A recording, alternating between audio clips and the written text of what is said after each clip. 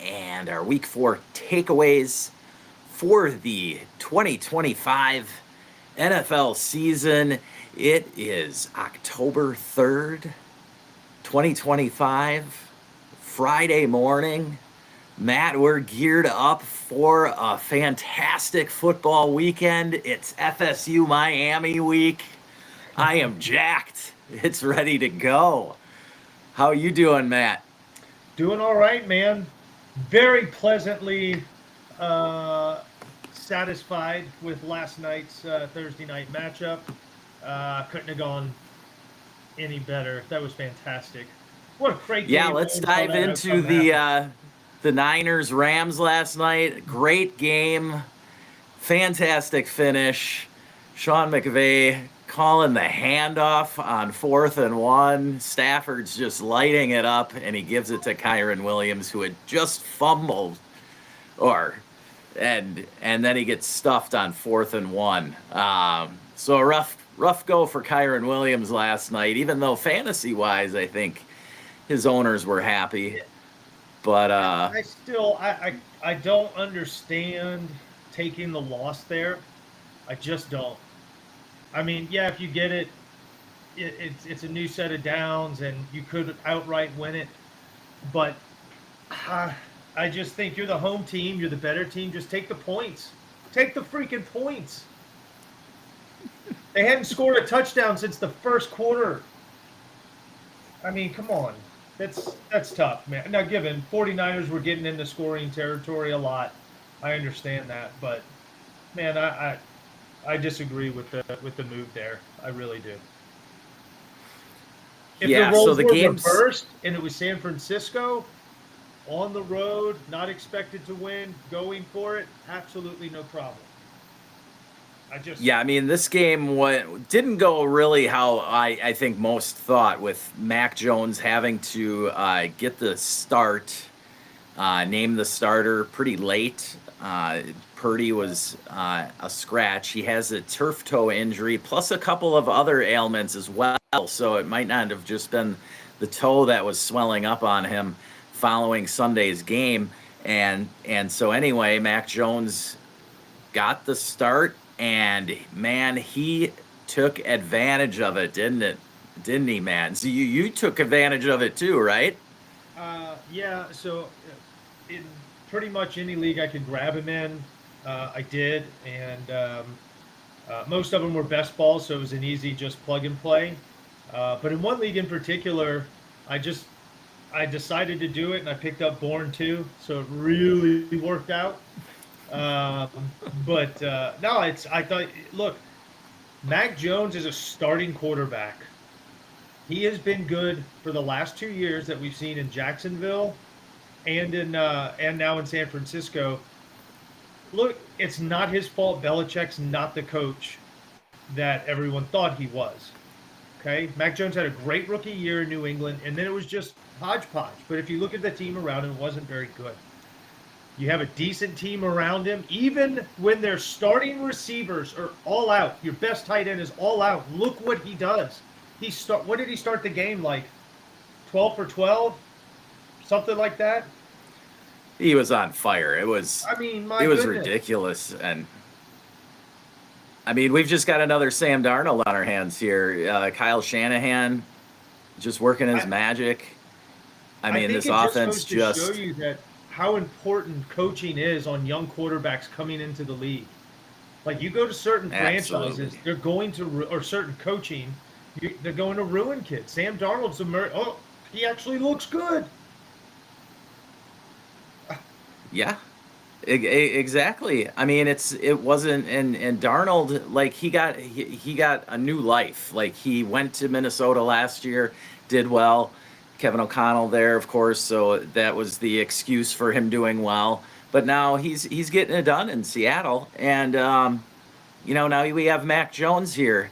The Niners, Mac Jones starting. Yes, they had McCaffrey, but they're down Kittle, they're down Juwan Jennings, they're down Ricky Pearsall. Like, it was, you said, it was Kendrick Bourne and Demarcus Robinson and Jake Mm-hmm. Tongs that he Mm-hmm. was throwing to.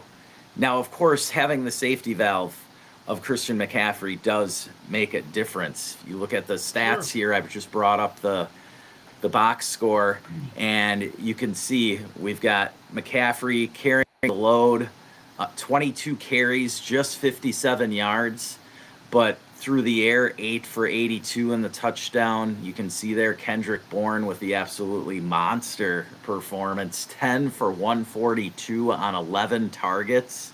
I mean, come on. Jake Yeah. Tongs, 11 targets, 7 for 41 in the touchdown.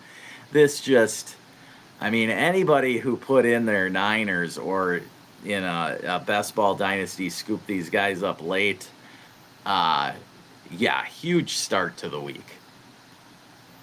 Yeah. Yeah. Yeah. Wasn't planning on it going into last night, but it happened. It did happen. So it's a So going forward it's with a Mac fun game, man. Jones, let's say that Purdy is healthy and ready to go after 10 days rest now for week 6. You know, are you gonna hang on to Mac Jones? You can hang on to him in a lineup league probably and hope to get something for him in the off season if he goes and signs somewhere else, which I would expect someone to do. But you know, in a best ball dynasty, are you gonna hang on to that 0? Because you know how it goes. It's tough to get a third or fourth for a guy like that, getting a 0 week in and week out Right. in your lineups. Well, you find the right team, right? That's part of it. The other part is too. I think San Francisco is going to have a quarterback problem on their hands. I think they will. You got the performance of Jones. Staying healthy, took a massive hit last night. Got up, shook it off, continued to play, and won the game. Purdy's been pretty banged up over the last couple of years, and yeah, I know he's got a big old fat contract, but he's 1-1. I don't know what his record was exactly last year when banged up, but I know Well, Mac they didn't Jones make the looks good. playoffs. I know Mac Jones looks good, so I don't know. I think they have a quarterback problem on their hands, and they're going to have to face some tough questions and make a tough decision. Yeah, it's tough with the contract extension Purdy got. That's Yeah. a lot of money to just sit there. But Mac Jones right now, definitely a nice free asset that is rising. Either way you look at it, even if Purdy does start the rest of the season, Mac Jones will get some hype this offseason, especially when he does sign somewhere else, because that's something I fully expect to happen. Now over to the Rams side of the ball, Puka Nacua didn't get over 100 yards, but still the monster target share, 10 catches for 85 and a touchdown. I mean, can you even argue any other wide receiver over Puka Nacua right now in dynasty or redraft? Uh, I, I, I can't. No. Can't. That's No, the simple can't. answer. No. I mean, you I got would sit here Justin and just play Jefferson devil's in advocate and dynasty. argue, but it's pointless. You got to give up a second probably on top of Jefferson to get to Nacua right now. It's just the target share is there. Last night it was just a hair over 25%. He had 12 targets on Stafford's 47 attempts. Yeah, the Puka train keeps rolling. He got the 1-yard touchdown toss, and Stafford had an amazing night, 30 for 47, 389, and 3 touchdowns, no picks. But again, on 4th and 1, they decide to hand it to Kyron. Going forward with Kyron Williams, he had a good fantasy performance, but he had the fumble at the goal line, then didn't get it on 4th and 1 now. Do you think Blake Corum only had 1 carry last night? Kind of surprising, because he had seen quite an uptick in carries. Are you trying to sell Kyron Williams all that you can right now, or do you think that McVay will trust him still going forward? don't know, man. It's tough. They were in a dogfight of a game here, and Kyron Williams stayed in a lot. Okay, Yeah, so I mean, Corum did get a couple of targets in the passing game, so he did actually get 3 total looks, right? right. Two targets and a But carry. that's nowhere near what he had been getting the Exactly. previous couple weeks. I don't know if I would say I'm selling high on Kieran Williams. I, I don't think Blake Corum threatens him at all. I really don't. I think the extension speaks tons of volumes there. The fact that he went with Kieran Williams again, look, that wasn't his fault. He got stuffed, man. They showed that play over Oh and over no, and over last night. San Francisco stuffed it. they were all over it. They hit that wedge and ate everything up. So the big They hit ate every probably gap was up, and the safety came in free. Yep. Boom. There was nowhere for him to go. Yeah. That's not his fault. That's play calling fault. Or let's just go ahead and take our hats off for San Francisco. They played a hell of a game. They made a hell of a stop. You know, they did what they had to do. They just played good. They rose. You know. So we mentioned, it is worth buying high on Puka. I don't see this train stopping. If you're a contender and you can pull it off, I mean, go for it. Yeah. I don't know what you got to give up. Just don't crush your depth. But I mean, if you want to upgrade from any of the top tier guys, I do not blame you. Like if you have the problem is whoever's got Puka is probably a top 4 team in your league, and there's no way they're giving him up, right? I mean, it'd just be foolish to label Puka as a sell right now. I mean, that the only reason to sell him is if you're somehow in the bottom 4 of your league right now, and you could cash out on it. Yeah. And you absolutely need to rebuild, because even in a retool, like, it's hard to see going forward. I know Stafford had his the retirement questions last season, but it's the Rams are similar to the Niners in the efficiency of these offenses. Like Jimmy Garoppolo could come in for 2 or 3 games, and I don't think Puka's performance is going to go down much. Devontae Adams might go down a little, and Kyron Williams might go down a little, but I think Puka's still going to get peppered with 10 to 15 targets if Garoppolo has to come in because of a minor Stafford injury where he's out a couple games. Mm-hmm.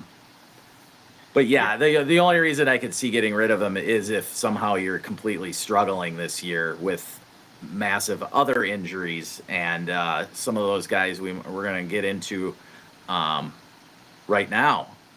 So for week 5, we've got a couple of big ones. We already talked about Purdy a little, but Lamar Jackson, hamstring injury. They've got a matchup with your Houston Texans this week. Big one. This is super under the radar and how large this game is. Both teams 1-3, both had high expectations coming into this season. You're a little closer to the radar down there in Houston. What's the temperament for the Texans right now heading into this game? They come off their first win last week, 26-0 over the... Are the Titans even an NFL team? I don't know. Tennessee Titans of football Titans. So yeah, what's the feeling down there in Texas going up against a Lamar-less Ravens this week? Right. Yeah. So it's more than just going up against Cooper Rush, which is still just a weird backup for Lamar. We talked about that a couple weeks ago. How weird that is. That being said, not having Lamar, I mean, that's going to take some pressure off the defense a little bit, right? You're not having to defend a running quarterback. You can just go right after Cooper Rush, which I'm sure we're going to be dialed up for that.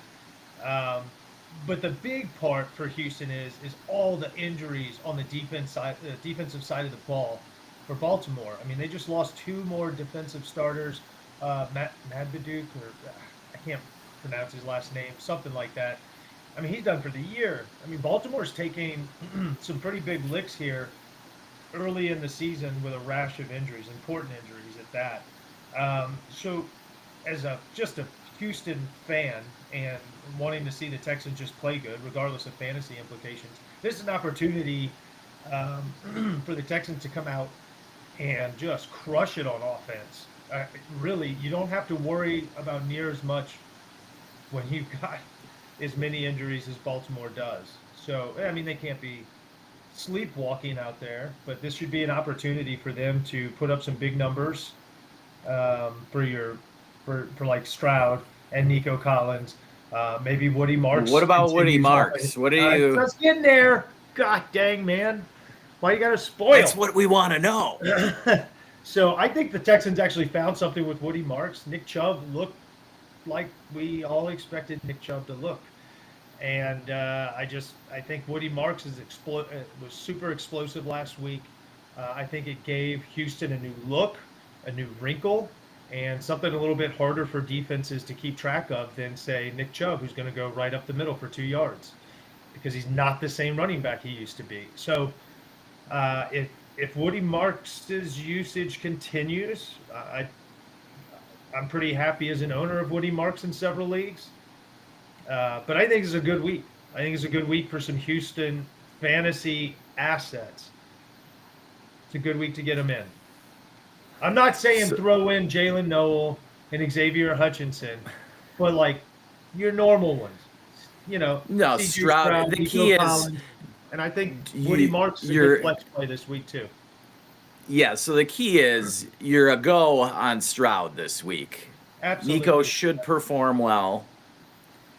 Some of the other receivers will do all right, but like Christian Kirk, for instance, he's a borderline flex option, right? Do you think he steps it up? I know he's been working himself back from injury. Maybe last week there wasn't as much opportunity, right? Because they were just running the ball most of the second half. But this week poses a little different. Regardless of the injuries, the Ravens are still a much better. They've got talent much better all across the board than the Titans. So even with Cooper Rush starting, this is still a much better Ravens team. You're in Baltimore. Sure. I don't mind going Christian Kirk, but back to Woody Marks, like where would you rank him against some of the other running backs this week? Because that's the huge decision people have to make, right? They were either smart enough to scoop him up last week from waivers before the boom, right? Or you've had him in Dynasty and now he's there, right? And what do you do with this guy? Do you sell high right now or do you hang on? And of course that depends on your roster, right? If you've got other guys that are better sells, whatnot. Fantasy Pros right now, they've got Woody Marks in at number 20 right now. It's not bad. All right, so Fantasy Pros just does a consensus across the board of the experts' rankings, about 80 of their rankings. And so he's sliding in at number 20 right now, just behind Jordan Mason and David Montgomery, and just ahead of Rashad White and J.K. Dobbins. And I'll get into Rashad White later when we talk Bucs-Seahawks matchup. But, yeah, I think that's a fair placement for Woody Marks. I'm excited, too, about him, but I don't want to get too in over my, Kenneth Walker is right ahead of Montgomery there. I'm not putting Woody Marks over Kenneth Walker yet. Where do you think? I actually have Woody him at Marks? 20. I have him at 25, just outside 25? 24, and I have him as a league flex play. So, and I base that pretty much off of top 2 running backs. So, Yeah. I figure top 24 is reserved for the guys I'm playing in that spot. But I'm fully comfortable flexing him, even in a 1 flex league. I could flex him over a lot of different guys. So, Rashad White's an interesting one. I can't wait to get into that one and hear your take on it. I like Woody Marks right at like 25. right at 25. Yeah, so you're ahead of Chubb on him for sure. Yeah. Some of the other guys below, you've got Tony Pollard, the disappointing Chase Brown, Travion Henderson, who we'll talk about with the rookies, RJ Harvey.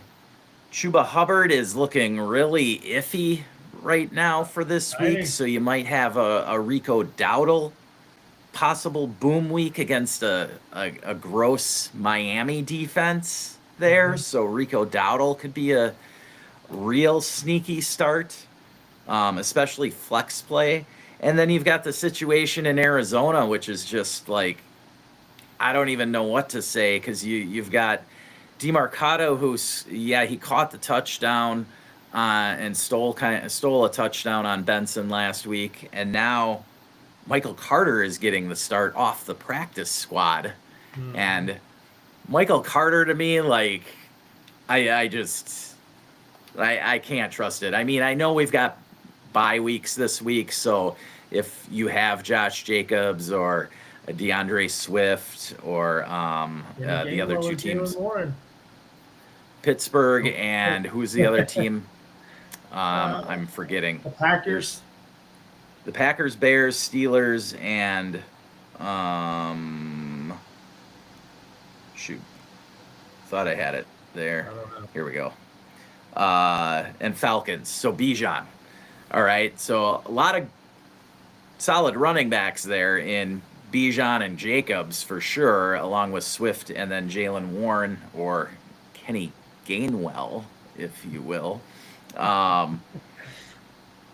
So yeah, you could do a lot worse than Woody Marks. So we'll say there's upside there. The Texans have a good shot to put up, 25 plus points this week on an ailing Ravens defense. Are you still confident in Zay Flowers? Zay Flowers has really stepped up and become very consistent this year, as opposed to the last year or two where he was, very inconsistent. And so what do you think of Flowers? Are you cool with him with Cooper Rush? I mean, it's not like it's Cooper Rush's first start here.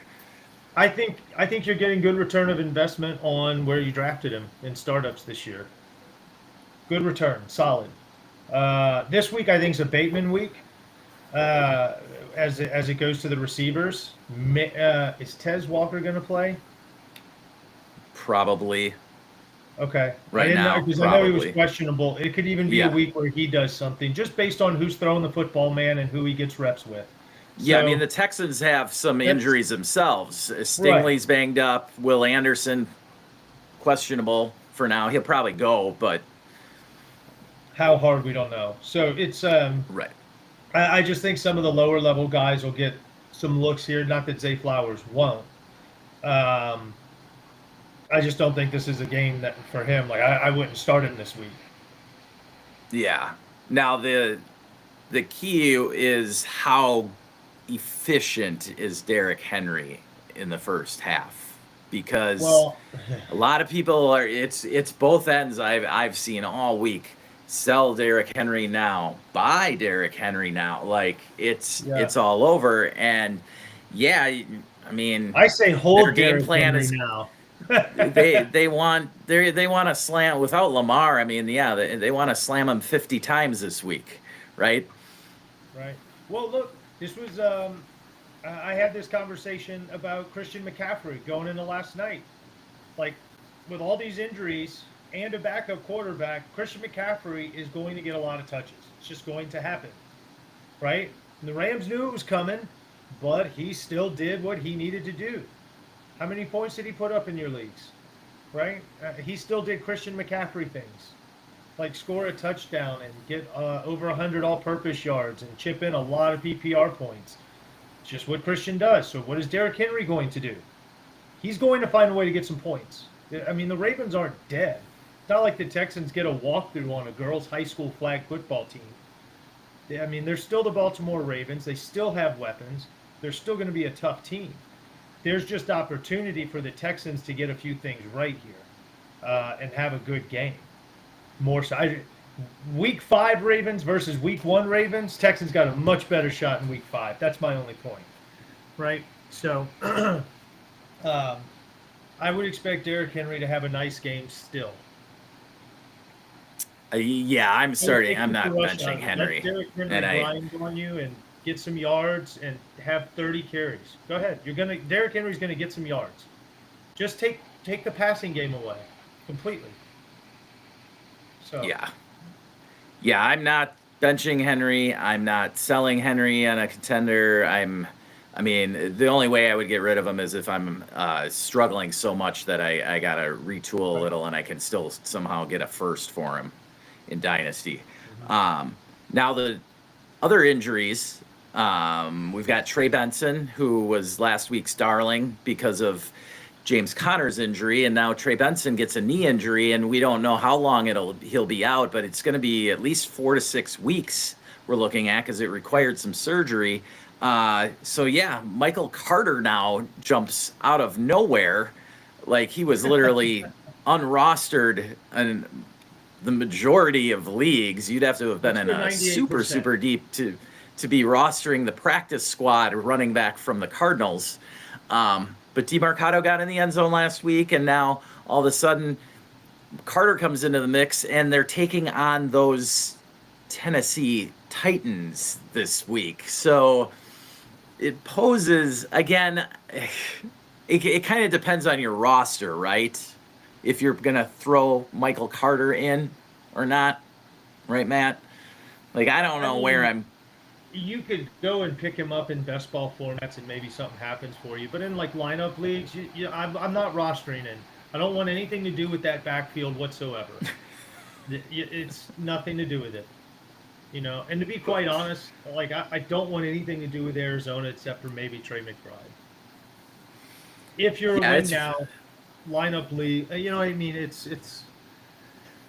they're a tough. They've got so much talent on that team, but they just find a way to not produce. It's crazy. Trey Benson in a perfect situation, young talent, gonna get the start. Looks like it's his time to take over. Bam, injury. Man, get out of Arizona. That's knowing the Arizona Cardinals, this is a game that they win 30-3, and none of their studs do anything. Like they get a special teams touchdown, a strip sack touchdown, and then whoever the third back is, not Michael Carter, not DeMarcado, the other guy, he's the one that gets the 7-yard catch for a touchdown, and then Greg Dortch adds one. Offensive lineman on a trick play might get a touchdown. Right, or Tip Raymond, right? McBride's backup. Yeah, he gets the touchdown, and then and Kyler finishes the day with 113 yards passing, 1 touchdown, 1 interception, and like 23 yards on the ground. There you have it. There's your Arizona Cardinals. They kicked screaming their way onto what's their record right now? Are they 2-2? I don't even know. Dude. Are they 3-1? They're having a decent season. Like they don't. It's bad, though. For fantasy, the NFC West is brutal, right? NFC West is the best division actually in football. As much as I'm not arguing that. I was just saying like everything Arizona is just brutal as far as fantasy is concerned. It's just Yeah, Arizona's 2-2. Okay. But again, they're playing the Titans this week, so very expected to. They could end up with a winning record after Sunday. I'm still looking for my eliminator this week. Is it Arizona? Is that who he actually picked this week? Arizona? 7.5 point favorites. I might have to. The Colts do host the Raiders. That's kind of a juicier matchup, and we'll get to the Colts in a second, but I want to finish up on the couple of injuries from last week still. We had the major Tyreek Hill injury, which was just gross, and they turned it away We don't need to get into how gross it was, but Tyreek, I've got our team that I made a deal actually with you and went the other way. Instead of contending, I'm looking to retool for next year. And I don't think I wanna buy Tyreek. Like, he's 32. That the problem with it isn't he just tore an ACL. This kind of injury is hard to come back from. Like, when especially speed is your game. Like, there's no guarantee he's coming back and he's a 4.3 guy anymore. I think Well, those days are here's the bad done. news. No broken bones, no nerve damage. Right. So he's going to feel everything. I mean, it's I've never seen someone so happy to like completely blow out their leg. You know? Have you ever seen someone more done with a quarterback and organization and coaching staff? I think that just Jeez. goes to show how bad it is in Miami. And What happened, dude? What happened?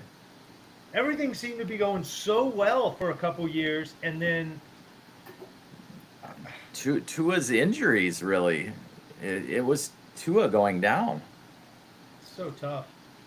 I So will it's say good for this. Achan though, because Achan now obviously I don't know if you can increase his volume any more than he already was getting, but Well, it's good for everybody that's left, right? It yeah, should increase Waddle's target share. It should increase Darren Waller's target share. Hell, if you have any shares of Malik Washington, this might be a breakout time for him too. for sure. He's super fast. That's one thing Miami is not short on speed. They got Right. guys that can just light the ground on fire, first, second, third string. They got them all. So Malik Washington's an interesting play because his production has started to increase every single week. So I'd like to see some stuff kind of flow his way. I think it'd be exciting to watch a new breakout from someone who wasn't, in the Yeah, and spotlight. I'd have him Rookie year. ahead of Nick Westbrook-Ikine just because of the point you made on the speed aspect that he can one for one, maybe not stats wise, I'm not saying, but one for one, he's going to slide into that Tyreek Roll. role on the offense. Yes. His snap share Then should we've go right into Tyreek's. Yeah. right. Yeah. Now, another injury from that game, Braylon Allen, and we haven't really gotten any updates on how severe it is other than we know he's not playing this week. But Braylon Allen going down, that definitely gets you a little excited if you're a Brees Hall owner, right? Yeah, actually, Brees or Isaiah Davis, either one, because now Isaiah Davis is direct handcuff with no competition to share if something happens to Brees Hall, and he's just going to get increased snaps as change of pace, right? So his value starts to increase on its own there, and then Brees Hall, well, same thing, increased snap share, increased touches. Maybe when Justin Fields is in, Brees Hall doesn't look horrible. And now with Braylon Allen kind of at least out for this week that we know of, I mean, I tried to buy Brees. I tried to buy Brees yesterday. I think it's Yeah, it's a good actually, time if you find someone who's willing to let him go now. Might be a good time to grab him. here we go. Max Points League, Brees Hall to a rebuilder. Let's go, Brandon. Scooped him up for a 28 first, 27 second, and Tank Dell. Nice trade both ways. I mean, it's only a 28 first, so that's way down the road for Let's Go Brandon. Brees Hall heading into a free agency, and so we don't know where he's going to go, but there's some expected hype to be had there wherever he ends up going, right? He's gonna have a little juice, so he will have a selling window this off season. But yeah, without Brees Hall or without Braylon Allen for the next few weeks, you definitely should see a little uptick in production there from Brees Hall, Absolutely. right? Yeah. So yeah, there's just one example for Brees Hall, a deal, give you an idea of what you could cough up for Brees Hall. Let me see here. I It's got actually not something in that the bad. chat. It's actually not that bad for both. Well, I don't know what the rosters look like, but it looks like pretty pretty even, especially if you're getting in on Brees early before that value goes up. So We've got a flex question here, Matt, okay. from Evan in the house. Thanks for joining us in the birdhouse here, Evan. Um, he's got some brutal options here. Half PPR, Travis Hunter, Bashul Tootin, or your boy Kendre Miller. Oh, back from the dead. Kendre Miller, I've crapped on his whole career. You've stood strong. What do you think here? Travis Hunter, Tootin, or Kendre Miller? The Jaguars they host the Chiefs this Monday night. And the hot Patrick Mahomes, I know you love hearing that. And the Saints host the Malik Nabers lists New York Giants. Which way are you sliding here? Hunter, Tootin, or Kendre Miller? All right. So do you get credit for return yards in this league? I need to know that. That's a bit. Hey, look, that's a deal, man. You and I are in a league where I've been starting Kendre Yes. Miller because I get credit for return yards, and he's like the best running back on that rebuild team. Okay, well let's just assume he doesn't, Okay. and it's Assuming cookie he cutter. doesn't, It's half PPR. That's all we know. Half PPR. I mean, is it a must-win week? It's a must-win week, dude. I don't know, man. That's a tough one because if you're playing upside, right? I would go Kendre Miller because if he steals another touchdown and starts getting the increased usage, I got a feeling the Saints are getting ready to have fire sale, so they are gonna like give Kamara touches, but they also want to protect that investment to sell. I think Kendre Miller's look good. I'd probably play him over Tootin for sure. Um, Hunter's a little bit tougher because he's going to have more opportunity to hit points. So maybe I still Yeah, play Hunter. I would go Hunter, Miller, Tootin in that order. I'm liking Travis Hunter this week on Monday Yeah. Night Football. I think this is an opportunity for a huge breakout. He did get I think it was six targets last week. Even though he played defense as well, he had one or two tackles this last week. So still playing both sides of the ball, but I think their corner might be back this week and might, I don't know. I can't pass the opportunity to start Travis Hunter on Monday Night Football this week against the Chiefs. Like that, it's just too juicy for me to pass up. If Hunter has a couple touchdowns this week, like I would just feel awful. Ooh. I think the ceiling's highest on Hunter. Safest play is Miller, and Tootin slightly below because ETN's just been getting too much of the work to bank on Tootin. I want to see the breakout from Tootin. I really do. Yeah. But being honest, I'd lean Hunter there for you, Evan. So hopefully that helps you out, and hopefully you cash in on that one. How sweet it would be for Travis Hunter's first touchdown to be a pick six on Mahomes. Now you're talking. Now, unfortunately for Evan, I don't know if that will get him any fantasy points, but probably I know not that unless it's an IDP league. But still, yes.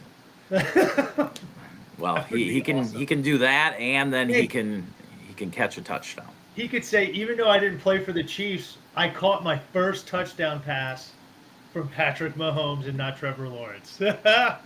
What a great resume stat, huh?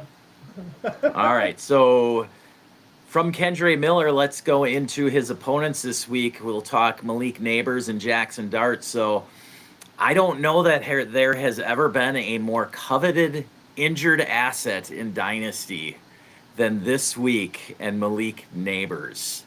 I have traded for him in a couple leagues. I have traded him away in a couple of leagues. He has got to be the most liquid top 10 Dynasty asset I've ever seen mid-season. So, and then we had a good performance from Jackson Dart, but now Dart isn't going to have Nabers the rest of the season. So, your thoughts on the injury and what you've done so far with these two guys? Yeah, it's brutal. It's absolutely brutal because Malik Nabers is absolutely that guy. um, Seems to not be. I don't know. I love Malik Nabers. I hate seeing this for him. I hate seeing it for a lot of the fantasy purposes as well. That being said, I have Malik Nabers in a couple of different scenarios. Right, I had him on contenders, and I had him on maybe starting to come up, but ultimately now definitely pivoted back to let's pack it up for the year and see what we can do next year. Um, but so I handled this a couple of different ways. In one league where I had both Dart and Neighbors, I chose to keep Neighbors and sell Dart.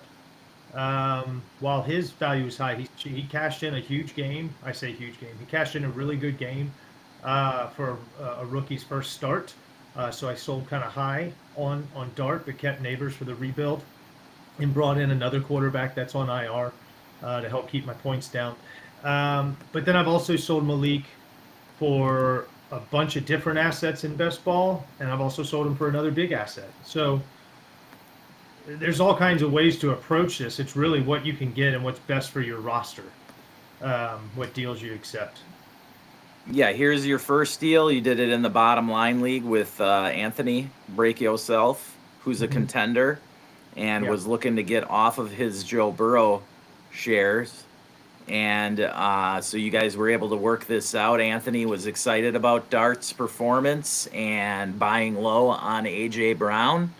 So he took those two, and you scooped up his 26 first, which is probably late, along with Joe Burrow. I think this was a great trade, win-win for both of you guys. Yeah, I've got no problem with it. Anthony, as a contender, I don't know how much you can bank on Jackson Dart scoring big this year, but he's going to score more points than Joe Burrow. I'll give him that. All right. And then AJ Brown, yeah, we'll get into him in a second here. And then your other deal, right below it, I've got your where you traded away Neighbors here. This one in the Crash and Smash League. Yeah. You were able to you're contending here, and you were able to scoop up Jahmyr Gibbs for Neighbors, along with Keenan Allen and giving away Tajay Spears. So explain this one a little bit, just for the fans out Yeah. there, Yeah. So why I'm you're four. comfortable doing this Yeah, for I'm running 4-0 in back. this league, and the team I did the deal with is 1-3, and they, this was pretty well explained that they understood like they're done for the year or packing it up, and so Neighbors is a good investment for them. And to be honest, so is Tajay Spears because he's still young. He's coming off IR. He's not scoring any points at the moment. Um, so I kind of do I mean, it's an equal deal to me because I get all the production and he gets all of the weight for next year type stuff. I get Keenan Allen, and I know he's not going to be around forever, but it's really just to help me this year. Yeah, you're getting the points Fill this another year receiver for sure. spot. And then getting Gibbs, though, is huge for my backfield because Bucky Irving's probably not playing this week. And I still have other backs. Actually, there was just breaking news, Matt. Bucky Irving is out. Yeah, there you go. Yeah. Yeah, so without Bucky Irving, I still have some other running backs that are good, but adding Gibbs to go with Kenneth Walker is very helpful. Very helpful. That helps my backfield long term too, because Gibbs is super young, super explosive, and in a very good offense. This was a deal I'm super excited about to finally get a share of Gibbs in Dynasty. I can get him in redraft, but I hadn't got him in Dynasty, so I'm very excited about that. Yeah, I love that trade for you. I think we're still waiting here for the big Jahmyr Gibbs breakout game, which Yeah. with his skill set, that literally could happen any week. Yep. It's coming, and you want to get in on it before it happens, because otherwise he's just going to be unattainable, really. Yep. And really, his floor is about as safe as they come too. So Yeah. it's I mean, a he's winner, just a winning piece for me. Yeah. he's essentially, I know Montgomery is there, but he's really essentially a younger McCaffrey right now, and a Devon Achane with touchdown upside. Yeah. Right. There you go. I mean, he actually has an offense that can get in the end zone. Yeah. All right, so we talked to AJ Brown in that previous trade you had. Let's touch on the Eagles. Jalen Hurts, 0 completions against my Buccaneers in the second half last week. The Eagles were still able to pull it out, the victory there. But Jalen Hurts, AJ Brown, Devonta Smith, what are you doing with them if you're contending, right? Like you've got them on your roster. Are you trying to ship them out for something else, or you're just kind of stuck with them, right? You got to hold. Yeah, it's tough. I mean, like that deal where I sent Dart and Brown. I Yeah. mean, that was a good setup. Sending him to another contender to help balance out a little bit. I mean, both of us knew the value discrepancy there in that deal, but he's trying to win, and those are the pieces he needed. So, but that being said, I think outside of those type of situations, it is a tough spot. I mean, you're going to keep Hurts. Hurts doesn't need to have big passing games to put up big numbers in that offense. So you keep Hurts there. With Devonta Smith, I mean, I don't know. You're holding both of them. I mean, there's no point in selling. It'd be selling too low on them.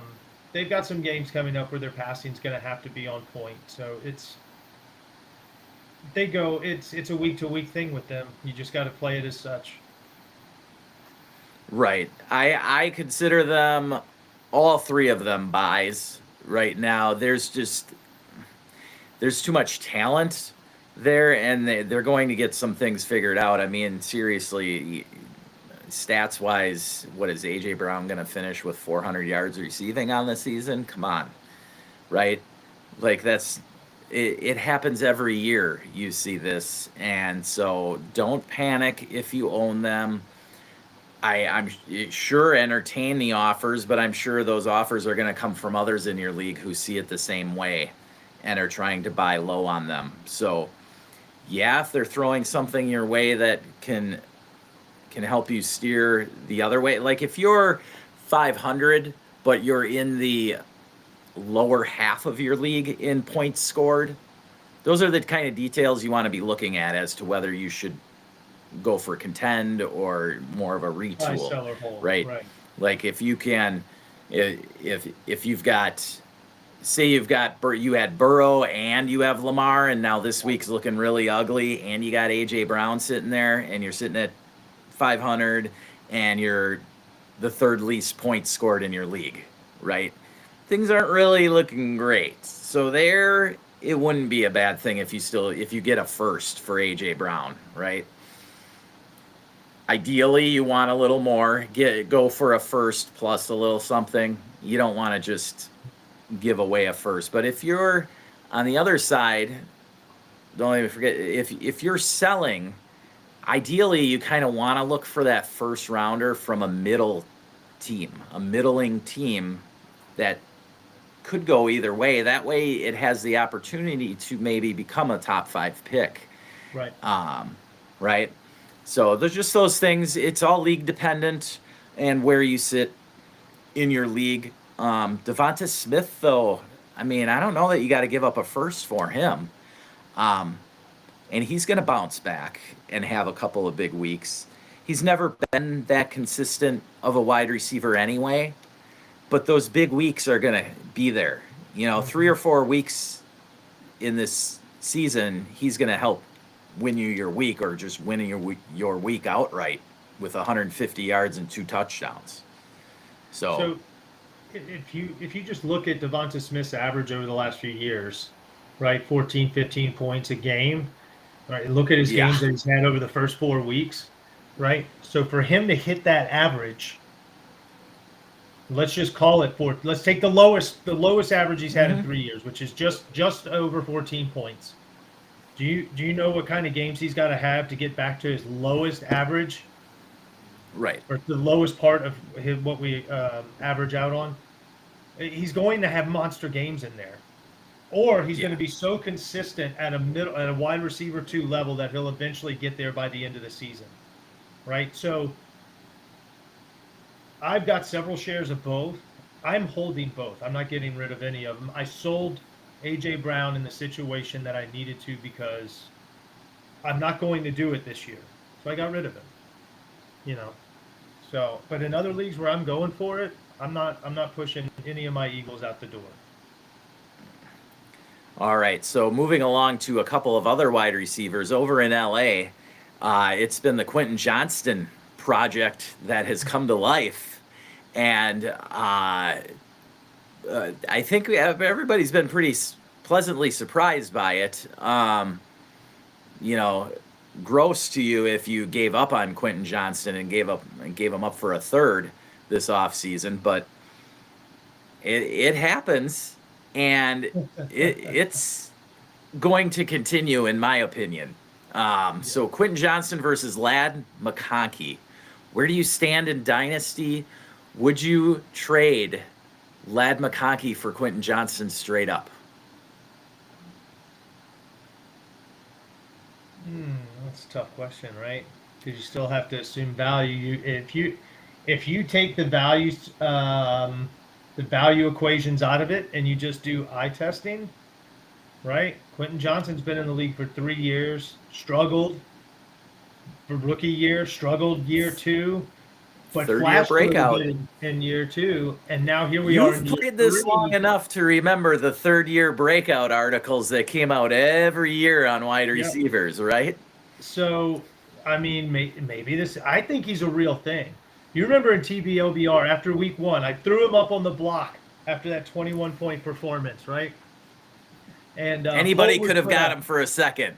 Yeah, everybody, someone, Big Dubs 225 put out a poll that said this is Quentin Johnston's highest point total of the season. Yes or no? I was the only person who voted no, and and he just went over it in week 4 with the 24 and change. But I think Quentin Johnston's a real thing, and in redraft, I definitely would do it. And I got to say, in Dynasty, I'm getting there.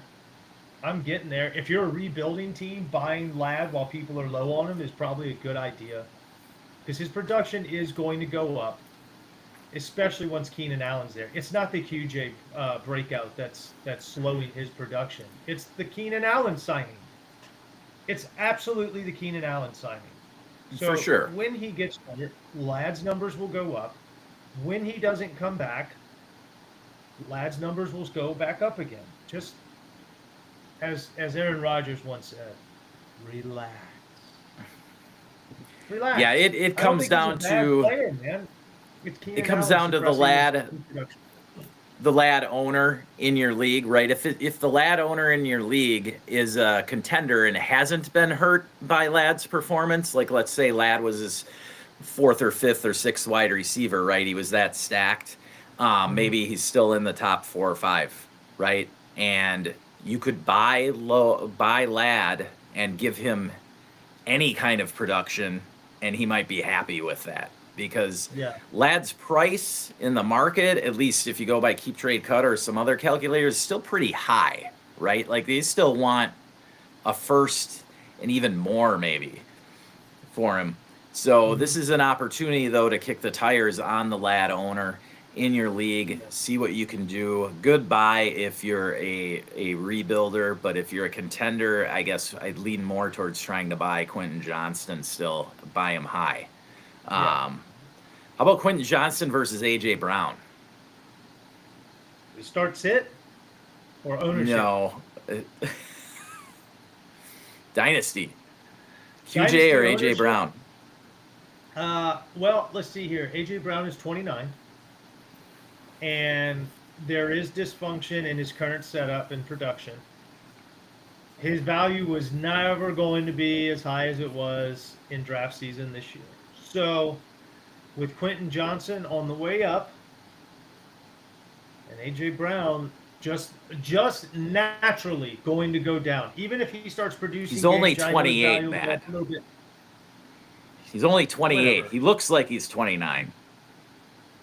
He looks like much man. He's a bad man.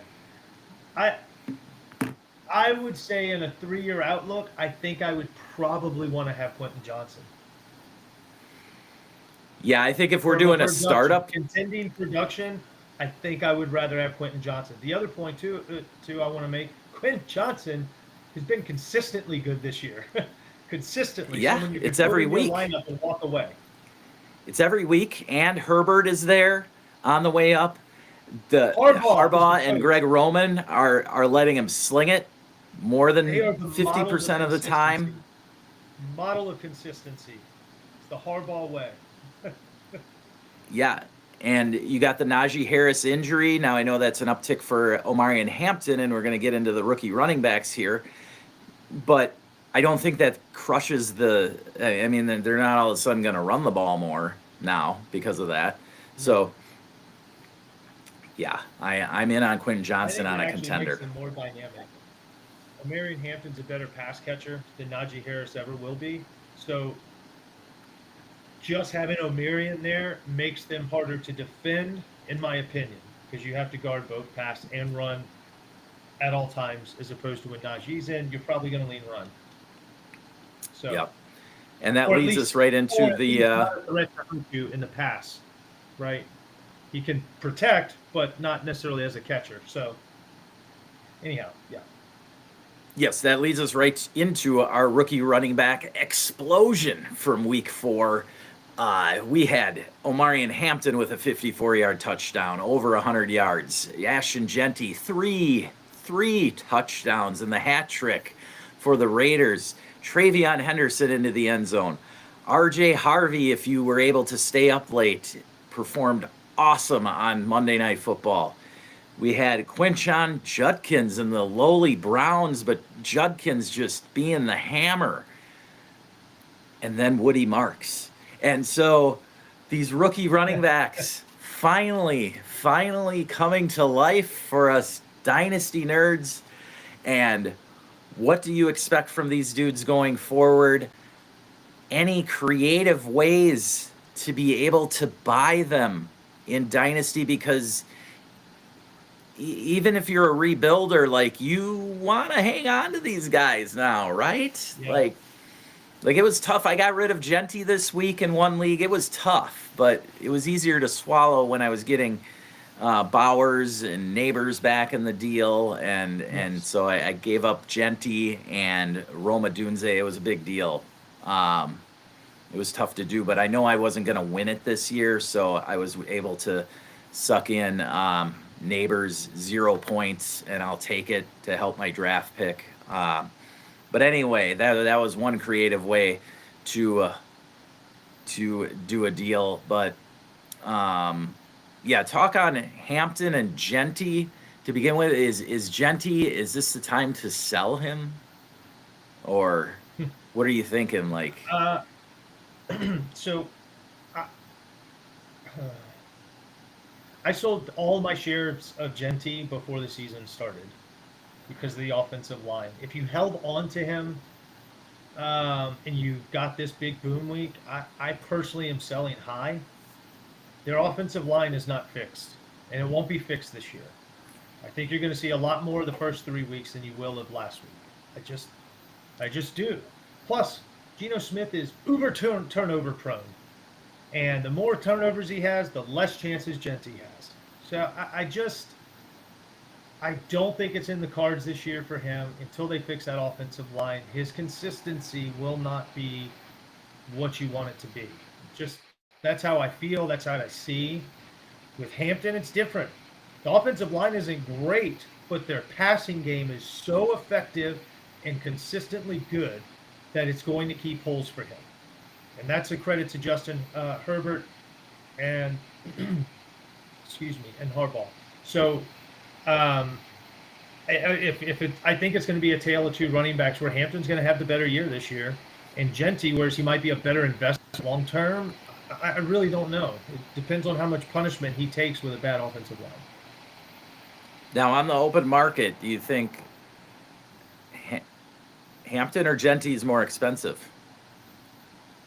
I mean, I'll take Hampton the rest of the way this year for sure. Yeah. I don't think that's really a question. The Chargers are just the better team. They're going to get in the end zone more. It's really that simple. But in the open market, who are you paying more for? I would pay more for Hampton. I would walk away from Genty Yeah. if I got too high of a price tag, but with Hampton, I would probably consider more based on what I see coming down the pipe this year and the future. So let's say you were in a hard rebuild, right? A mid 27 first, a 26 second, and Woody Marks for either of those. Hampton? For either Genty or Hampton, are you doing the deal? Are you getting rid of Genty or Hampton for a 27 For Woody Marks, first? a first, second? No. Take it. No, I would keep the play. I would keep Genty and I would keep Hampton. Okay. No like bash to Woody Marks, but like he doesn't have the draft capital, number one, because the Texans, they could go get Breece Hall in the offseason. There you go. And then what does that do to Woody? Right. He's nothing but a change of pace back again, and how he started. But Woody Marks is this year's Kyron Williams and Bucky Irving. Could be, but it doesn't mean he's going to hold as the starter. I mean, he's a smaller back, doesn't have as much draft capital. I don't know, man. I get the same draft capital as those guys, but as far as his body size, his abilities, I can't sell one of those other guys for a first, a second, and Woody. 2 firsts and Woody, maybe. 2 firsts. There you go. Push for the 2 firsts. You have Ashton Genty or Amarian Hampton. Push for it. You got to get at least 2 firsts and some gravy, right? That's what we would advise if you're looking to get out on them right now. For whatever reason, if you're just looking for the flexibility because you have a ton of other running backs, whichever way, push for 2 firsts for those 2 guys at least. All right. So the other running backs, we've got, Henderson, Judkins, and Harvey. Those 3 were kind of clumped together in our rookie drafts. I know I didn't have so many where Harvey was pushed up as high as some other leagues may have, but Henderson and Judkins were definitely going back to back a lot of times. Who do you like going forward rest of season? Which one would you select first? Because whoever does the best rest of season probably goes into the off season as the highest ranked guy. I'm going to go Travion Henderson. Best overall finish between the 2. He's got the pass catching upside. He, in my opinion, doesn't have real competition. I mean, Stevenson is known to fumble and pisses off every coach that has him. Antonio Gibson is Antonio Gibson. And then there's Travion Henderson, who is a Ferrari waiting to exit the track and get on the real streets. Seriously, I think that once he's unleashed, it's going to be wonders. And Judkins is a great hammer, but if Cleveland can't get him close to the goal line, it's not really going to matter. Yeah, so last week... Although I do find it crazy that his production is so high after missing so much.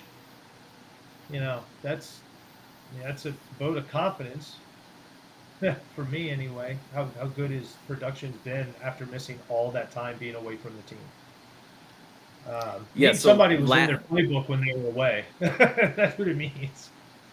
And continuing to train. Last week, the Patriots had 22 carries in a steamroll over the Patriots.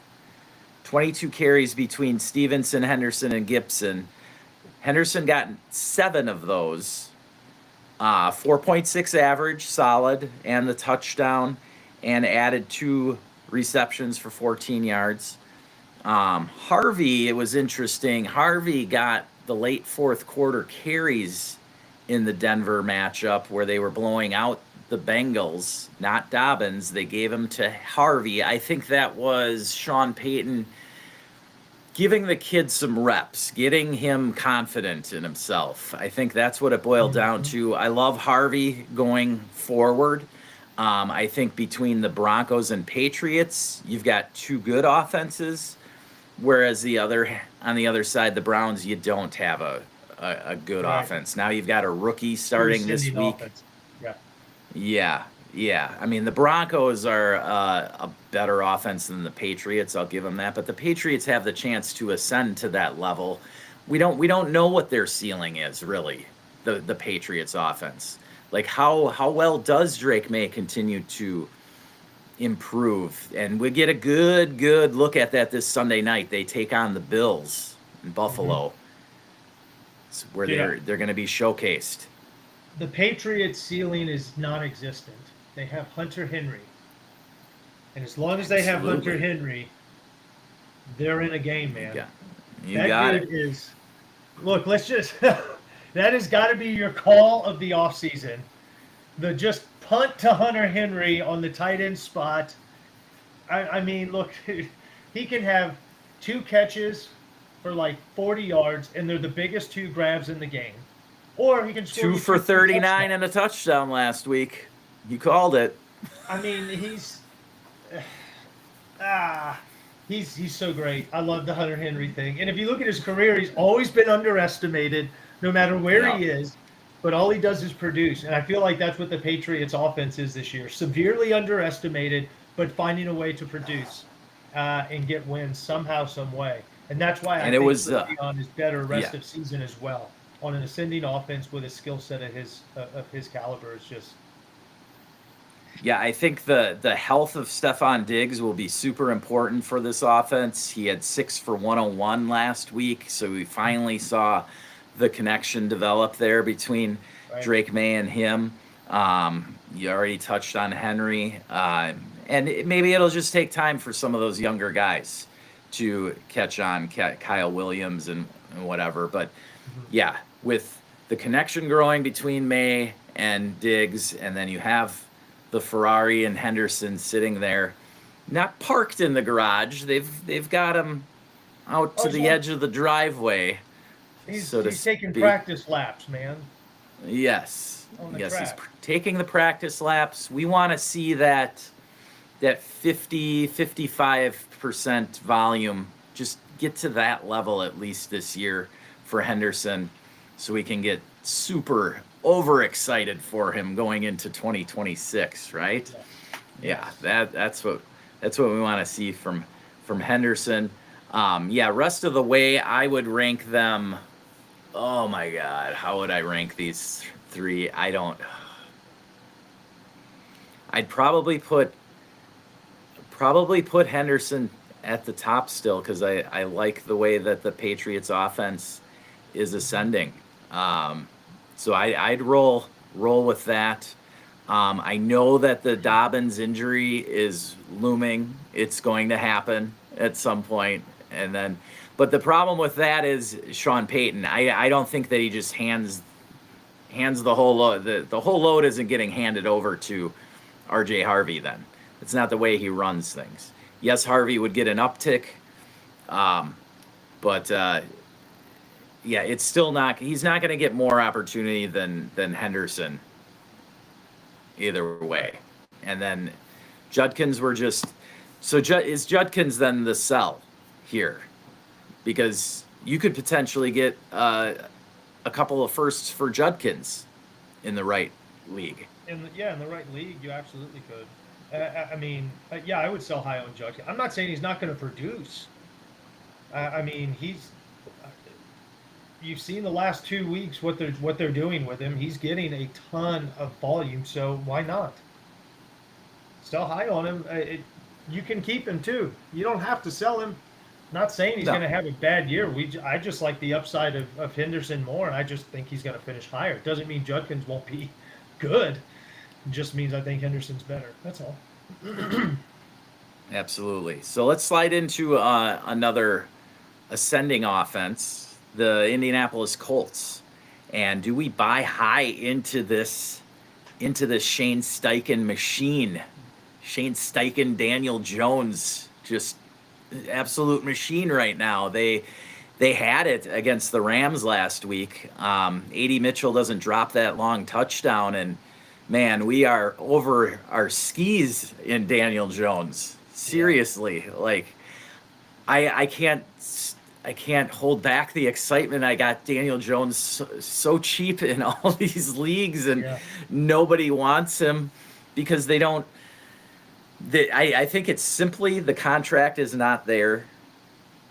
Once the Colts fully commit and give him that Baker Mayfield, Sam Darnold extension, then we're going to see some confidence build in other owners. It's easier for me if you own Daniel Jones and you've seen the production in your own lineup, right, to be like, what does this guy got to do?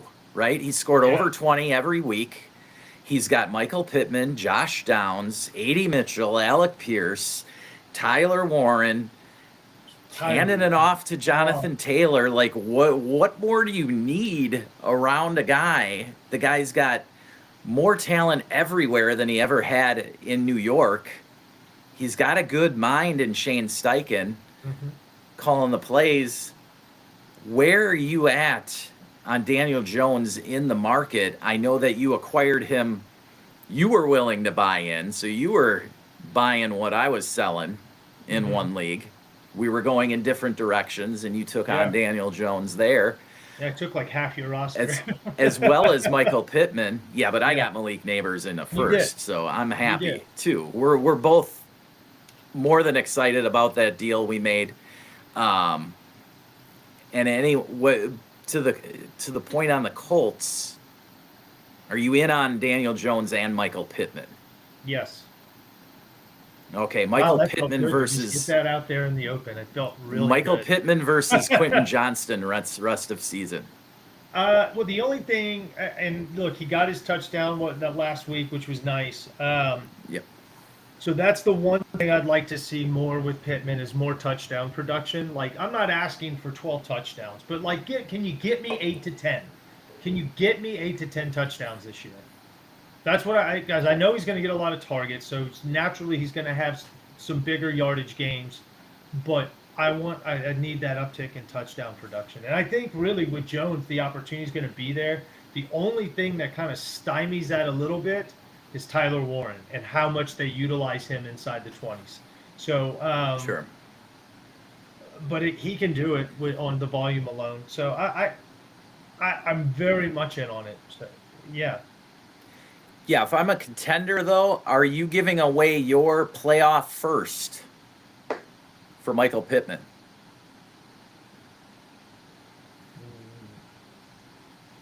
I see. Okay, here. This is the comparison I see. Last year's Terry McLaurin. That's where Pittman is at right now. Do we see that for the rest of the season? Because McLaurin, even at his age, was going for a first regularly across the board. Yeah. Right? So do you want to make sure you cash in on this season that's working for him right now, if you believe that it's going to continue, and you need a solid third wide receiver? Maybe you have A.J. Brown, and obviously the disappointment's there, so you want to bolster the receiver core, and Michael Pittman's on a bad team. You giving up that playoff first for Pittman? I don't know, man. I'm real picky about my firsts.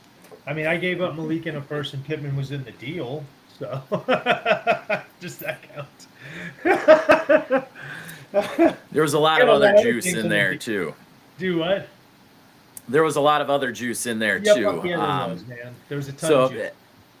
Pittman versus Godwin. I like Pittman. Pittman versus Ladd McConkey. I like Pittman this year. Pittman versus DJ Moore. Pittman. But see, here's the thing. Those I are- wouldn't be giving a first for anybody other than Ladd in that situation because I believe in his longer term. But Okay, fair enough. Yeah, it's just it's hard to get it if you're gonna offer 2 seconds. it's Like, tough if you're going for is- Pittman and Pittman alone, in my opinion, to evaluate that. So my suggestion is get him as part of a deal. Yeah, Part of a there you go. Yeah, work on trying to make him into a package. Then you're not paying as Take much. him at value as part of a package.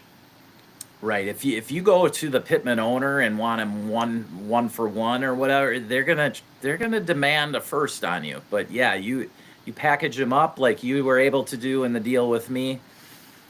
I was willing to go. I'm going the other direction in that league. I just wanted. I see the points coming all season, but I don't believe in the next season yet. I don't know what's going to be. Yeah. You still have Josh Downs there, who I believe is an awesome receiver in his own right. The targets just haven't been there, and that's the little difference between, the Colts offense versus the Commanders offense from last season, right? The Colts offense has a lot more talent, just exciting talent. Like, you take the tight ends and compare them, right? Zach Ertz versus Tyler Warren. Like, Tyler Warren's brand spanking new. Zach Ertz was just kind of doing his thing, right? And so this Colts offense, I think, is definitely something you can buy high into with confidence. Yeah. Going forward the rest of the year, whether it's any of those receiving options or JT, because the touchdowns are going to be there.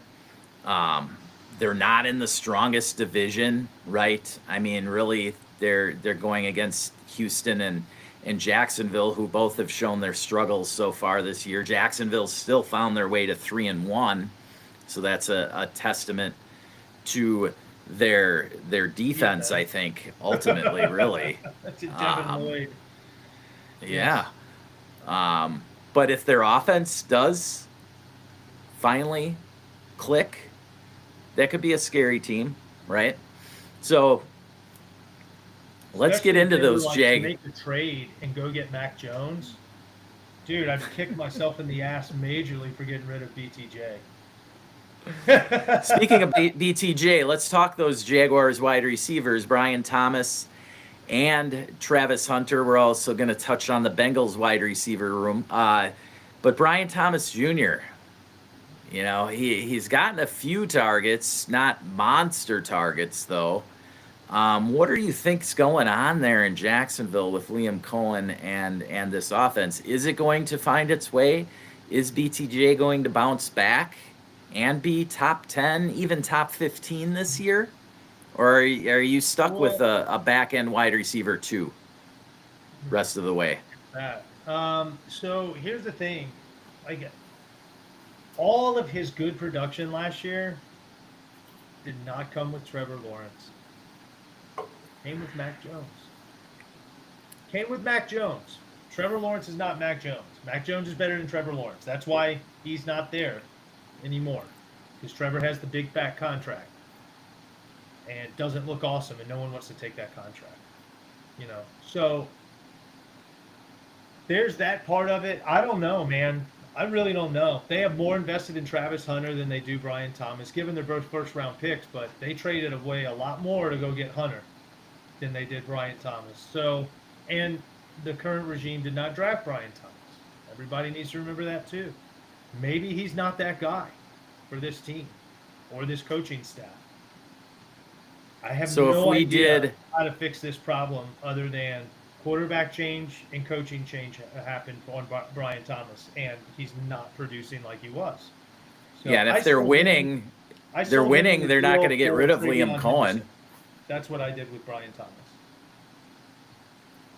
So if we did a buy, sell, hold, or avoid Are you just avoiding Brian Thomas Yeah, at this point? yeah. I don't think I have another share of him. I think I sold everything I had. Just keep him out of a trade discussion altogether. Yeah, I don't want him. I don't want him. Yeah.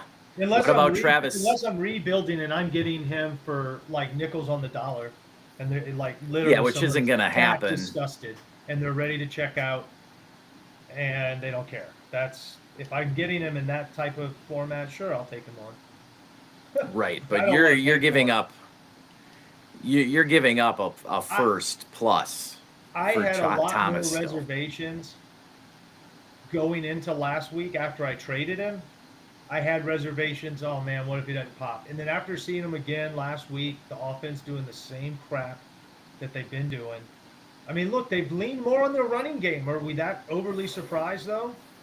But I after seeing last week, I'm so much more confident in my trading him away, and then also staying away moving forward. Right? Yeah. I Yeah. haven't How seen about Travis something Hunter? that makes me feel good. Hunter, I'm still Tra- willing to buy low on. Yep, Yeah. especially in IDP formats, just in case. I think there's a little bit more upside just because he plugs into so many more positions. But um, yeah, I think Travis Hunter is a fantastic talent. So I But would straight up, probably buy low on him way before I did Brian Thomas. Yeah, straight up though, Thomas versus Hunter. I like Hunter. Yeah. I Fair enough. I think he's more dimensional as a receiver. I think he has a better route tree. Um, I don't think he's limited in his ability whatsoever, and that's why I like Hunter. And he's got more He investment. has that. He's not. I'm not saying he's egotistical at all. He just has that more. He has more of the alpha mentality. I think he could take it on Yeah, and produce still. he We just fears need to no see. man. It's super early. Hunter's a longer term investment, a great buy for a rebuild team. I wouldn't be going and kicking the can if you're or kicking the door on him if you're a contender, because not this year. I don't see an explosion from either of these guys. I do think that Jacksonville's offense still could produce well. Like I said, they could still make the playoffs this season and be solid. I just don't know that we see. I just don't believe Trevor Lawrence has it in him to support both of these guys. I guess ultimately is what it comes down to, and it's more of just let's prove it, T-Law. Let's see it, right? Yeah, he's got what it So takes to support a decent running back and a decent tight end. That's it. yeah. Everything right at the line of scrimmage. How Down about the field is this? a struggle. Trevor Lawrence or C.J. Stroud rest of season? CJ Stroud, get out of here. Come on. Ask me something about this. Trevor Lawrence or Okay. Spencer Rattler? From a fantasy standpoint, not an NFL. Fantasy. Okay, here's a better one. Trevor Lawrence or No, J.J. answer the McCarthy? question. Spencer Rattler. Spencer Rattler or Trevor Lawrence? I'm You gotta taking answer. T-Law. I'm taking Ah, T-Law there. you said that way too fast. Trevor Lawrence or J.J. McCarthy? Trevor's going to be on the field. JJ's not scoring points. Hasn't scored points for 2 weeks. So I'm Well, gonna take he's out. Okay, McCarthy's out this week, but he'd probably be back next week. Let's assume McCarthy's back week 6. I don't know. McCarthy. Okay, he's fine. He's all healed up. Let's assume that. Trevor Lawrence or J.J. McCarthy rest of season? That one's tough. That one's really tough. Like I like JJ more. I do. I like JJ's attitude. I like his demeanor more. Yeah. I like I'd his buy into voice. that for that I'll alone. say JJ. I'll say JJ because Yeah. I feel like JJ's got more of a chance to figure this shit out as a Yeah. second year rookie as Trevor Lawrence is a 4-year vet. So there. Perfect. Exactly. All right. Now over to the Bengals, and that is just I hate to end it on a down note, but we won't. We'll finish up with a matchup thing, but Yeah, we were talking about Bucks. Yeah, hell yeah. yeah, we don't want to kill the attitude here, but the Bengal are you buying Chase or Higgins to bounce back at all? If I'm a rebuilder, fuck yeah. Hell yes, I would buy Yeah, but them are as a you rebuild. giving up what if you're a rebuilder? You've Depends on got what the all this price is. draft capital. Are you giving up firsts for Chase? Depends on what your pieces are. Depends on what your draft Yeah, capital is. If you have a couple of pieces that are point scorers that you need to get off your roster, leverage that for someone who's not doing shit. Yeah, they're super valuable, and next year they're probably going to be really valuable. But right now, here in this moment, they are a fucking cancer in your lineup, and you need to get rid of them. That's the sales pitch, right? right. You're putting them, especially if it's a lineup league. How can you put either one in with confidence, other than you play your studs mentality? Ah, oh, that's tough. We've got a Yeah, I've got a tweet here from Sal Vitri.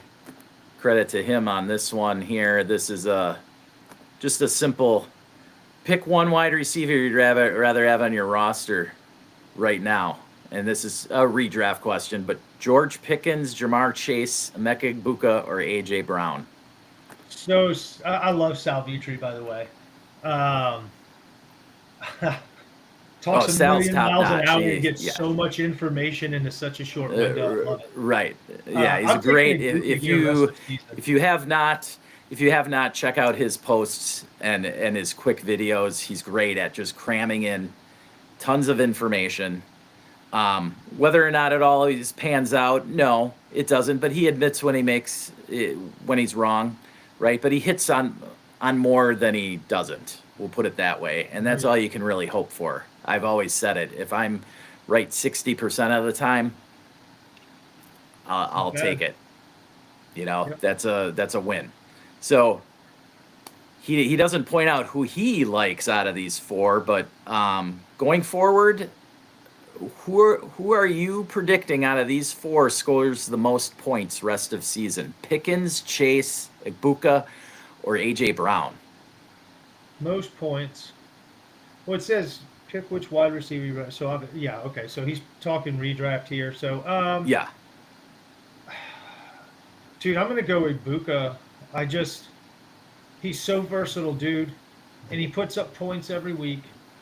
And even though it might not be like the big boom weeks that say an AJ Brown or a Jamar Chase is capable of happening, or is capable of having, I don't see it happening for Jamar Chase at all this year.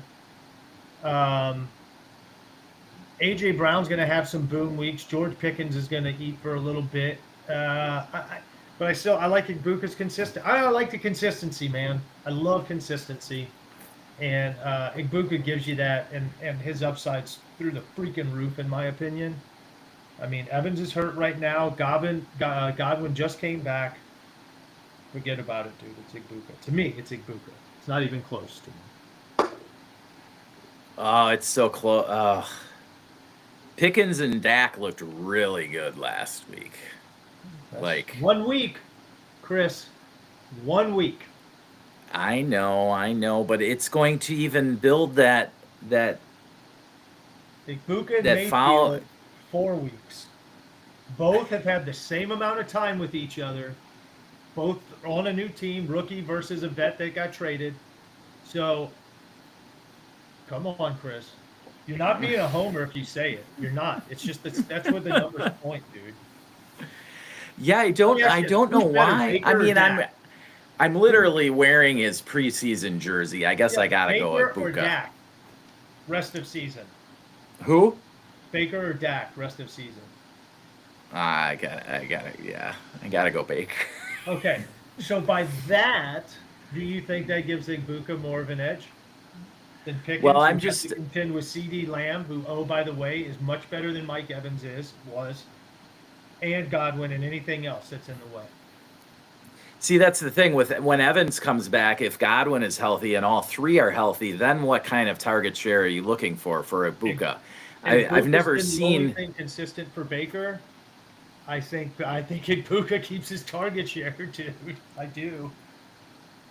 Yeah, it's interesting though that we've all just pooed on AJ Brown. He is the one that we haven't mentioned at all. I'm pooing all over Jamar Chase. I said AJ Brown's actually going to still put up big games. I don't see anything. See, Chase, I see as Chase. What if he does have a big week this week, like 9 for 127? right then, Have you seen you their could flip offensive him. line block? Have you seen them Yeah. block? Bro, Ah, they're yeah, not I'll go with coming, dude. Buka. All right, you They're talked me not into coming, it. you know? So speaking of Which, by the way, Ibuka, I'll be sending you an offer in TBLBR for Chase. okay, okay, okay. That's a big I ass think truck. we'll still hold. Yeah, We're I gonna know be a you will. hold. Yeah, We're gonna you be a can hold. afford the hold. You can afford the hold. You know, it'd be Hold the really fort cool down if there. you could throw him in IR. Just be like, look, dude, we're hanging you up for the year. You're going to IR or to the taxi squad or something. Anyway, whatever.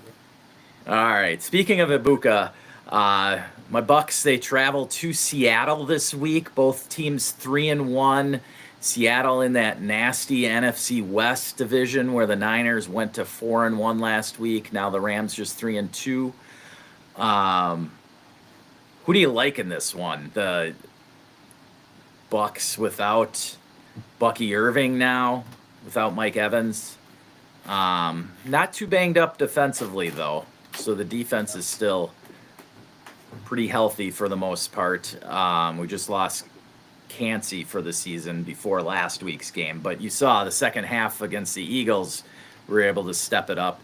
Can the Bucks hold back the Seahawks offense? The Seahawks offense is, you don't know what you're going to get week to week. I'll Right. say that. Darnold does look solid. Darnold He doesn't looks look good. terrible or bad. I think he's looked solid. He's solid. Yeah. And then you got the Seahawks defense, which is kind of, I don't know either. That's where Seattle's such a tough team to analyze right now. We both want Kenneth Walker to do more. JSN is smashing though. What do you think? It's a toss up to me, this matchup. So I think Seattle's hard to play because they come at you in all three phases of the game. They are Yeah. a threat to actually score points on special teams every game, and on Yeah. defense and on offense. I mean, they're very dimensional. Darnold has looked solid. He hasn't keyed on one receiver overly outside of JSN. Like he's got the highest target share, but it's not ridiculous, right? So Right. he's been splitting the ball out. Kenneth Walker's been the more dominant back, but for some fucking reason, they keep giving Zach Charbonnet touchdown dives. Oh my gosh. It's so frustrating. It is so frustrating because even if you own the backfield and best field or best ball formats, you're still splitting the production across two freaking starting slots, and that's Right, you're only getting 13 from one and 11 from the other, or whatever. Yeah, it's gross. Dude. And look, I'll be honest. Kenneth Walker's a better running back than Zach Charbonnet. There's a reason he is B, option B. Like, come on, stop it. Remember when Tennessee did this with Derrick Henry?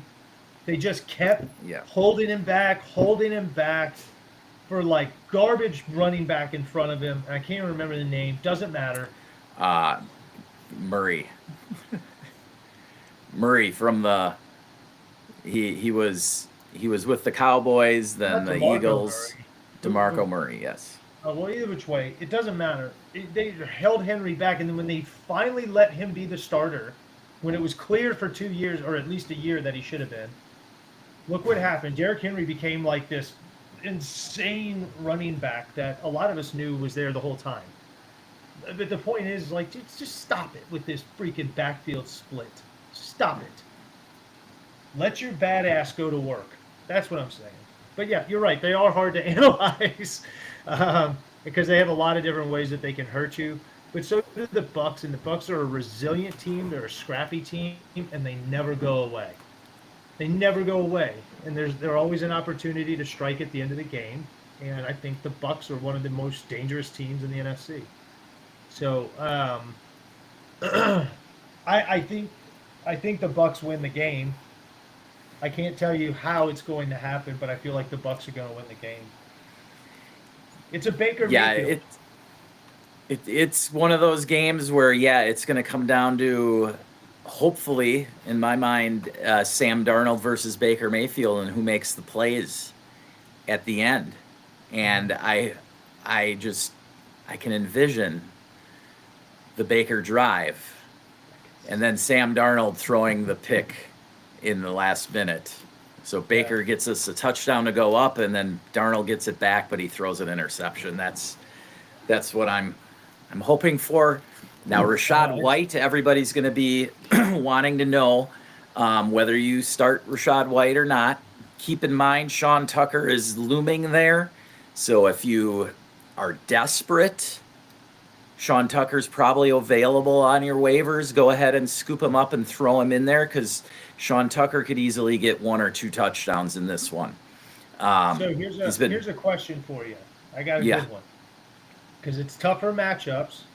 Do you start Rachaad White? Or do you start Jordan Mason?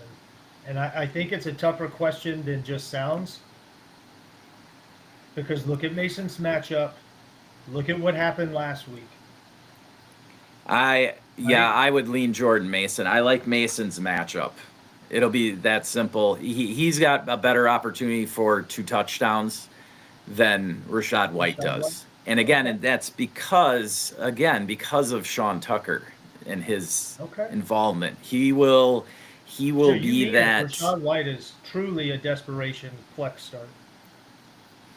I don't want to call it desperation, just because there's bye weeks. There's bye weeks, and like if you happen to own Bucky Irving and you had Rachaad White, just go ahead and roll that right in. That's fine if that's how your roster constructed. You could go ahead and just roll Rachaad White in that case. It's not a 1-for-1 replacement. Okay.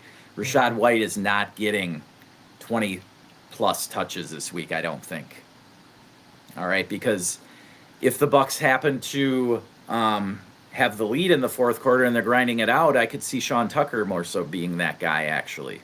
Yeah. All right, and he's really the gnat that's going to piss you off if you're playing Rachaad White, potentially. Whereas Jordan Mason, on the other hand, I mean, who does he have behind? Xavier Scott actually has gotten opportunity. So he's a little bit like that Sean Tucker part. I just think that the Vikings trust Jordan Mason more so than the Bucs. The Bucs have been known over the last year to be waning away from Rachaad White, I guess, is what I'm getting at. Don't be surprised if Rachaad White only ends up with 10 to 12 touches this week. And it's more of a 50-50 split than you think. I'll just say that. Now, on the end of Ibuka and Godwin, I think they're both solid starts. Seattle does have a very good defense, better than you probably think. They're 6th in points against. Offense is 6th in points scored, so that's really where Seattle is. I'm hoping you're right. I'm hoping you're right, and Baker pulls this one out. But this game is, I think, going to come down to the last possession, and just looking forward to watching much of the Bucs games this year. Yes, it's been a roller coaster and a heart-wrenching season so far, but we're 3-1, and I'm happy. Your Texans are on the other end. What is your call on the Houston-Baltimore matchup? Start Nico for sure. Start Woody if you have to. Start Stroud if you have to. Flex play. I like Stroud and Nico. I like your defaults from the Texans, right? Nico and Stroud. Right. And then I think Woody Marks is a fine flex play. Absolutely. Christian Kirk. Yeah. Is he a top 40 wide receiver this week? Who? Nico? Christian Kirk. Are you starting here? Here we go. I got to see it from Kirk. I can't. Yeah. I can't put that dude in a lineup. No way. Are you starting Kirk or Ladd McConkey? He'll get hurt. Huh? Kirk or Ladd McConkey? Ladd McConkey will outproduce Christian Kirk this week. Okay. Kirk My or grandmother Kirk or Rashad Bateman? Will outproduce Christian Kirk this week. Kirk or Rashad Bateman? Bateman. There you go. Do you think the passing volume just goes up because of Cooper Rush, or are they going to hammer Derrick Henry? I think they're going to have to utilize Derrick Henry to keep the defense off of Cooper Rush. Yeah. It'll, yeah. It'll depend on game flow. What's your call on the final for the Texans Ravens? 31-20. Texans? Yes. I didn't think I had to say that. But yes. Gotta go with your heart there, right? For sure. Well, Yeah, I feel going like this is the best chance they're going to have to beat them this year is when all the injuries are in. I mean, you don't get a better shot than this. So yeah, no, the timing is just right for it to happen. I'm going Bucks 31, Seahawks 30, and Texans 31, Ravens 30. There we go. Keep it easy. Both high-scoring games. This extra point that makes all the difference. Blocked extra point. Blocked yes. At the end of the game. All right. The chip shot to tie. Oh no, it's blocked. There we have it. Any final thoughts heading into week 5 here, Matt, where we've hit the quarter point? Any dynasty calls you want to tell people to? Is this now just, we're 4 weeks in. Should you know, be honest with your team, right? Be honest with where you're at and go one way or the other, right? Yeah, that's what I would say is at the quarter point, now's the best time to make the decision on which direction you're going to go. I have a team that's 1-3, and I was shocked. My points are actually pretty good in that league, so I made a move to get more guys and kind of fix my situation, especially after losing. So it's not necessarily over just on record. Look at your points scored, and kind of see what the rest of the league's doing there. Maybe it was just an unlucky schedule. But yeah, make your decision sooner rather than later, because if you prolong the rebuilding decision, you're going to hurt for it in your draft. You're going to hurt for it in your trades. Everything will suffer. But the sooner you move, the better. Yeah, definitely. If you had Burrow, Nabers, now Lamar's hurt, Lamar will be back, but the other two won't. If that happened, don't go the way of making a panic trade and set yourself back for 2026. Just take a deep breath and suck it up. Be an adult about it. Look at the value you can attain just by making the decision early. I traded Jackson Dart and A.J. Brown for Joe freaking Burrow and a 26 first. Joe Burrow, we saw this 2 years ago. His value is going to dip a little bit, and then it's going to just go flat for the rest of the year until we get to the offseason and news on his recovery. And once he's healthy, Joe Burrow is going to be a top 10 quarterback again, and value will be back up there. Will he be top 5? Probably not, but he'll be top 10. That's insane value there, plus a first. I mean, that's in a super flex league. So if you move early, my point is, a lot of the times that's when you can soak a lot more value into your trade that'll really help your rebuild. Right? Yeah, I'm pretty confident in an injury who's trying to win. They're like, yes, give me this. So I'm pretty confident in Burrow being right on the fringe of top 5 quarterbacks heading into next season. He'll be right there with Herbert and maybe one of the other younger guys, and then there'll be that argument. Drake May, Caleb Williams stacks onto his good performance. It's potential. I don't like saying it because I don't like him, but I'm just throwing the younger names out there as to who else could potentially rise up. Right. I don't think Jackson Dart can get that high. Had Nabers not gotten hurt, then the potential is there. But yeah, those are just a few names. Mahomes is obviously in the mix there. Yeah, I don't like saying that either, but the guy performed pretty damn well last week, and he's got Rashee Rice coming back in just a couple weeks. So again, got to be honest here. He's putting up the numbers, and their backfield isn't all that crazy except for one guy, Rashard Smith. Go get him. if he's available now. Oh, So you're one rookie we bidding forgot on to him like mention. you had to bid on Woody Marks this week. You Be forgot ahead to of the mention curve. Cam Scatterboo. Oh, are you buying Cam if you're a contender? Buying into that? He's gonna be he's the Giants' offense going forward. It's Cam Right now, Scatterboo. yeah. I actually like Cam Scatterboo as a buy, because you can sit there and sell that like, dude, it's not going to be as productive as you think because no neighbors are just going to bite down on the line. But I don't know. Cam's just got that ability to just knock linemen down. So Never say die. That's never, Cam Scatterboo. never say never. I like Cam Scatterboo. I really do. Yeah. There you go. There's your final tip. From the Birdhouse Dynasty Show, where we always make sure to remind you to never stop working.